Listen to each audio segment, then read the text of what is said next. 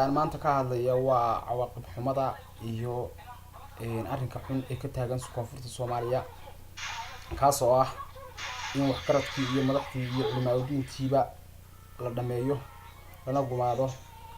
waa arrin runtii laga yaqiiqsoodo meel ka joogaba waxaan halkan baaq uga jeedinayaa wax qaradka cuqaasha culimaadoodiinta nicda la cid kastoo arrinka la doonayay inay sameyso in ay sameeyaan Soomaalidu waxay xal walba ku dhameysan jirtay arrin kasto yimaadana lagu dhameyn jiray talo geed hoostiya arrinka soo tusaalooyin laga soo qaadan karo sida cuqaasha iyo wax qaradka Somaliland ay sameeyeen 1991kii marka taariikhda dib loo dheehdo waa arrin ku tayshan mudan waa arrin loo baahan yahay inay tusaale wanaagsan ka qaadato koonfurta Soomaaliya kuna dhaqanto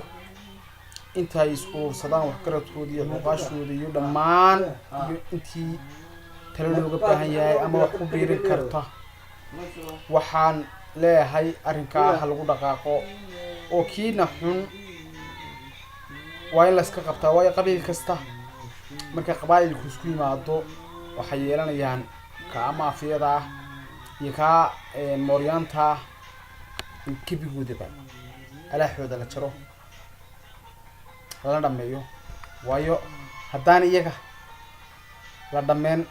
waa baruurtaasuna baruuryaha kala kulminaysaa marka waa in laga taxadaro laguna dhaqaaqo tallaabada ay ku dhaqaaqday gobolada Somaliland iyo dalka Somaliland arrinkaasna ay lagu daydo. Assalaamu calaykum warahmatullaahi wabarakaatuh.